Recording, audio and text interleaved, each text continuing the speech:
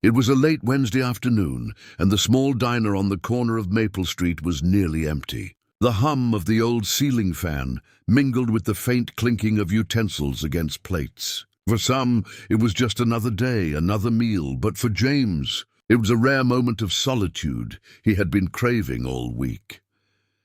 James had worked a grueling 12-hour shift at the warehouse, lifting boxes and scanning pallets until his arms ached and his back complained with every step. He hadn't seen a friendly face all day, well, except for the security guard who nodded at him during his break. Exhausted, James decided to treat himself. He pulled into the diner's small parking lot, stepped inside, and was greeted by the comforting scent of fried chicken, baked bread, and coffee that seemed to warm the soul with each sip. He chose a booth by the window, the one he always picked when he wanted to be alone. Sliding into the seat, he sighed in relief.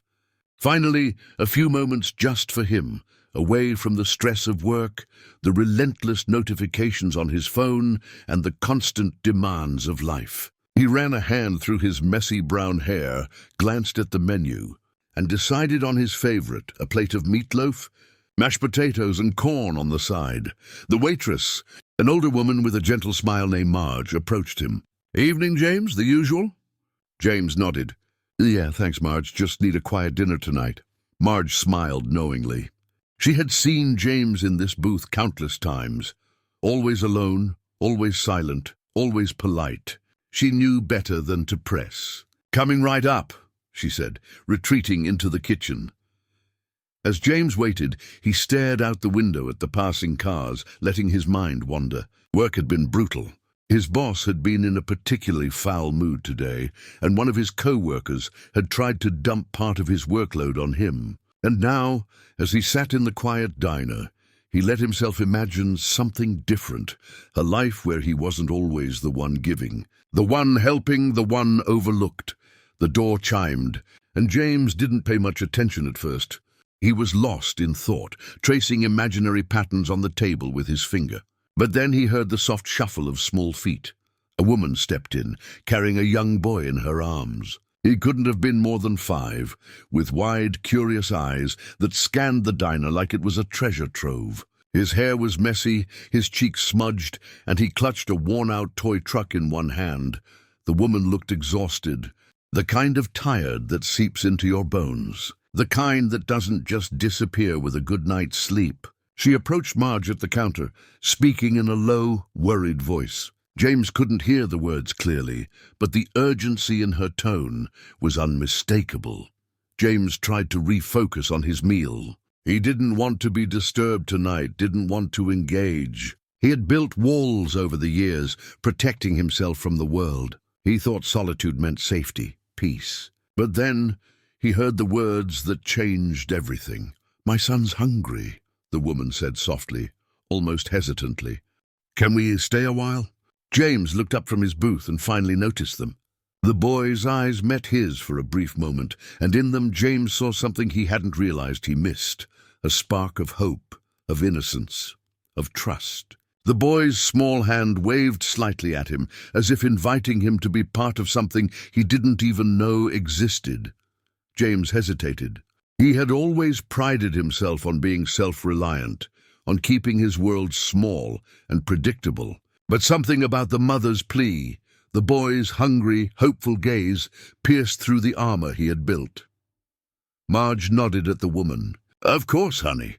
Take any booth you like." The woman smiled gratefully and led the boy to the booth across from James.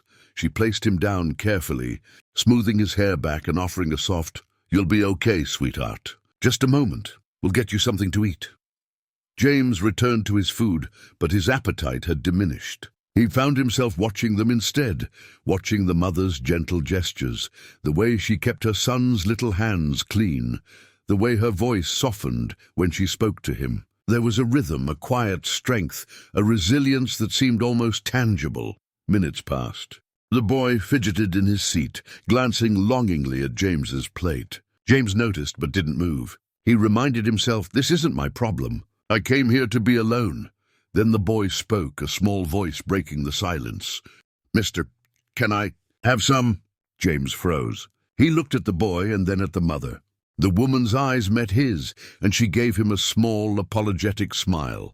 James felt a strange warmth in his chest. Something shifted inside him. Without a word, he tore a piece of his bread and slid it across the table to the boy. The boy's eyes lit up and he grabbed it eagerly, munching happily. The mother's expression softened, gratitude shining through the fatigue. "Thank you," she said quietly. James nodded, unsure of what to say. He hadn't expected this. He hadn't expected the sudden pull of compassion, the reminder of what it felt like to connect, even in the smallest way. As they ate, James found himself relaxing. He offered the boy more bites of his food, and soon they were laughing quietly over the boy's funny stories about school and imaginary adventures with his toy truck. The mother joined in, and the conversation flowed naturally, the way it sometimes does when strangers cross paths at exactly the right moment. Hours passed. The diner had emptied, leaving only James, the mother, and her son. By now, James had finished his meal, but he wasn't in a rush to leave. He found himself listening, truly listening to their stories. He learned that the mother, whose name was Clara, worked 2 jobs just to keep food on the table. Her son Liam had a love for trucks and dinosaurs, and a laugh that could melt the hardest heart. James shared a little about himself too, though cautiously. He told them about his long hours at the warehouse, his small apartment, and how lonely life sometimes felt when everyone else seemed to be moving forward, while he stayed stuck in the same routines. Clara listened, genuinely interested, nodding and offering words of encouragement without pity. By the time they left, the diner had dimmed its lights, signaling closing time. Clara thanked James again, more sincerely this time, and as they stepped out into the cool evening air, Liam tugged on James's sleeve. "Come play with us tomorrow?" The boy asked, his eyes wide with hope. James laughed softly. I don't know, buddy. Maybe. I might have to work." Liam's face fell slightly, but then he smiled. "Okay, maybe next time." James watched them walk away, hand in hand, disappearing into the quiet streets. For the first time in a long time, he felt lighter. Something inside him had shifted, a quiet realization that solitude was comforting. Yes, but connection, even unexpected, fleeting connection, could be healing in ways he hadn't allowed himself to imagine.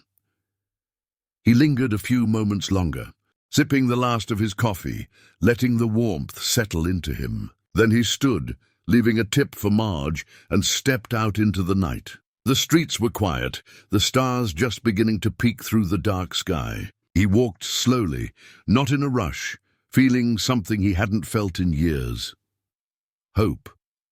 The encounter with Clara and Liam didn't solve all his problems. He still had long shifts, bills, and moments of loneliness. But it reminded him of something vital. Sometimes the universe intervenes in small, almost invisible ways to remind us of our shared humanity. A mother's plea, a child's trust, a simple act of sharing bread.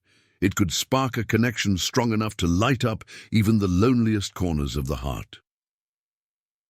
James returned to his apartment that night, tired but oddly uplifted. He thought about tomorrow, about the possibilities, and about the simple truth that life, no matter how harsh, always had moments of unexpected kindness waiting around the corner. And sometimes, all it took was a mother saying, "My son's hungry. Can we stay a while?"